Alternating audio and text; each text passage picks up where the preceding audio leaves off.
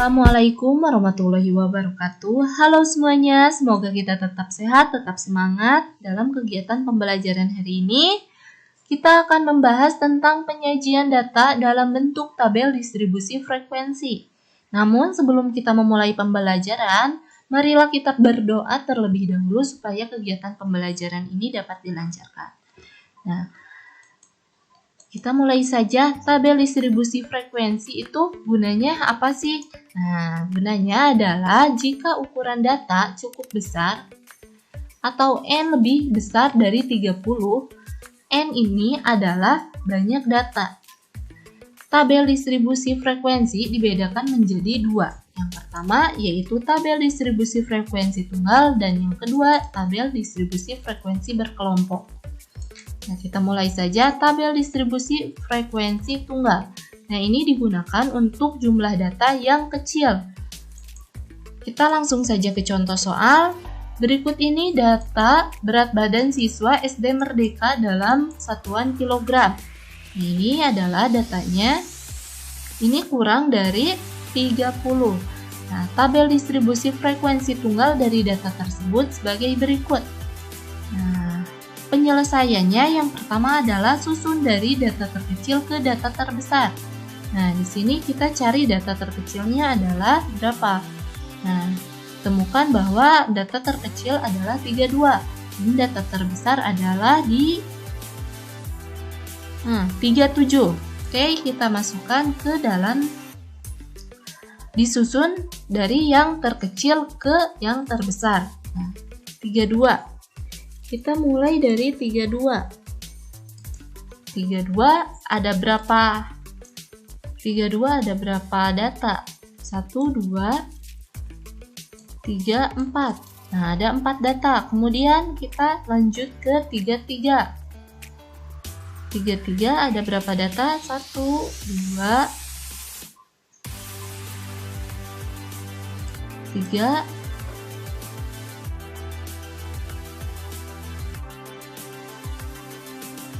3, kita cari lagi 33 di 33 ada 4 data. Kemudian kita lanjut ke 34. 34 ada 1, 2, 3, 4, 5. Ada 5 data. 1, 2, 3, 4, 5. Ada 5. Kemudian kita lanjut ke 35. 35 ada 1, 2, 3, 4. Nah, ada 4. 1, 2, 3, 4. Kemudian 36. Kita lanjut ke 36. 36 ada 1, 2, 3, 4, 5, 6. Nah, ada 6.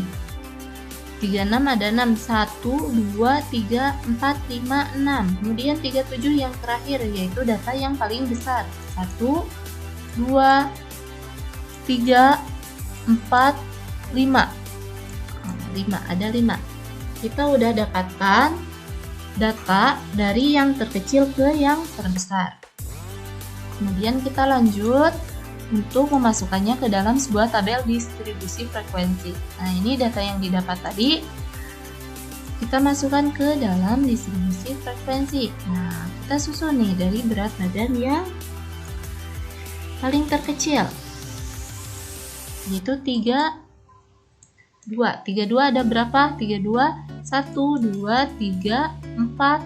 Ada 4.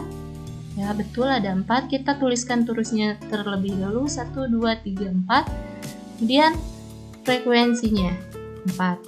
Kemudian 33. 33, 1, 2, 3, 4. Nah, ada 4. 33 ada 4. Kemudian 34. 34 ada 1, 2, 3, 4, 5. Ada 5. Kita tuliskan terusnya terlebih dahulu. 34 ada 5. Kita tulis 5 frekuensinya. Lanjut lagi kita ke 35. 35 1, 2, 3, 4. Ada 4. 35. Kemudian 36. 36 1, 2, 3, 4, 5, 6. Nah, untuk 36 ada 6. Datanya ada 6. Kemudian untuk 37 yang terakhir ada 5. 37 tulis 1, 2, 3, 4, 5.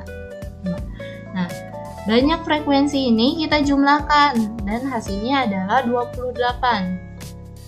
Nah, ini juga sama. Berarti benar ya, banyak datanya atau frekuensinya ada 28. Nah, inilah cara untuk menyajikan sebuah data ke dalam bentuk tabel distribusi frekuensi. Nah, ini untuk jumlah kecil. Nah, untuk jumlah besar, kita akan menggunakan tabel distribusi frekuensi yang kelompok. Nah, untuk data yang sangat besar digunakan ini. Kemudian langkah-langkah untuk membuat tabel distribusi frekuensi berkelompok adalah yang pertama, tentukan jangkauan data atau J, yaitu datum terbesar dikurangi datum terkecil. Nah, datum tuh yang seperti apa? Datum terbesar itu adalah ini. Misal kita punya datanya yang ini ya. Nah, ini yang disebut dengan datum terbesar. Nah, datum terkecil adalah ini, nilai terkecil dan nilai terbesar itu adalah datum terkecil dan datum terbesar. Oke, kita lanjutkan. Nah, ini tuh bisa dikurangi untuk mencari jangkauan, yaitu 37 dikurangi 32.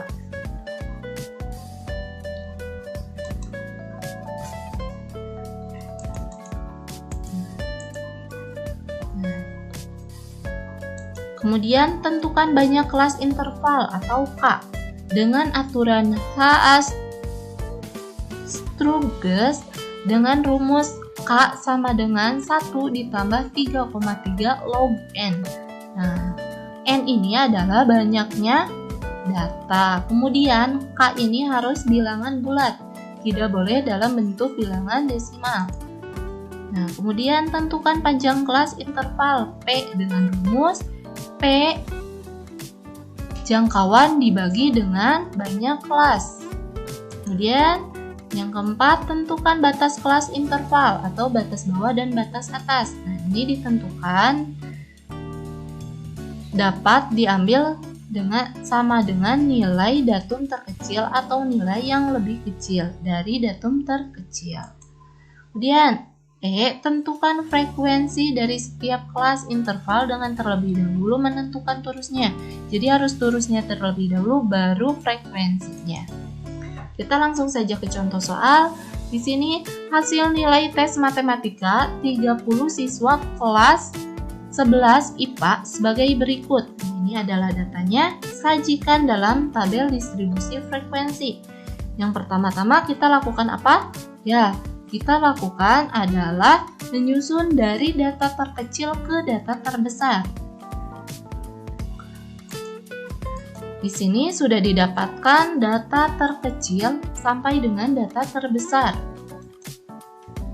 Disusun berurutan ya. Nah, yang pertama, langkah pertama adalah dari kumpulan data di atas, datum terbesar adalah 88. Nah, ini datum terbesar dan yang terkecil adalah 30. Ini sehingga diperoleh jangkauan data atau J sama dengan 88 dikurangi 30 sama dengan 58. Kemudian banyak kelas interval atau K sama dengan 1 ditambah 3,3 log 30. Nah, log 30. Log 30 itu adalah dari banyaknya keseluruhan data ini. Nah, keseluruhan data ini ada 30. Jadi, 1 ditambah 3,3 log 30 itu bisa dihitung dengan menggunakan kalkulator. Nah, 3,3 dikali 1,477 sama dengan 1 ditambah 4,874 ditambahkan 5, jadi 5,874. Nah, ini dari syarat tadi di mana banyak kelas itu harus berbentuk K itu berbentuk bilangan bulat, tidak boleh desimal seperti ini. Maka kita bulatkan dari 5,874 menjadi 6. Kita lanjutkan ke panjang kelas interval atau P. Sama dengan J dibagi K. yaitu J-nya adalah 58 dan K-nya adalah 6, sama dengan 9,67.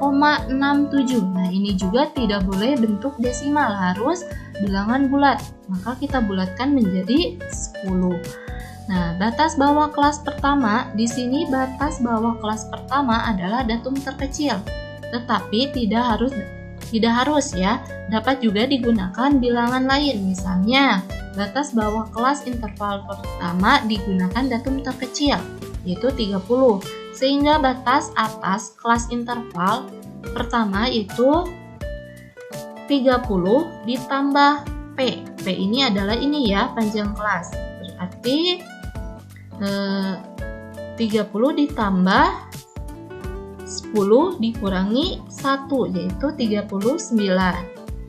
Nah, kita langsung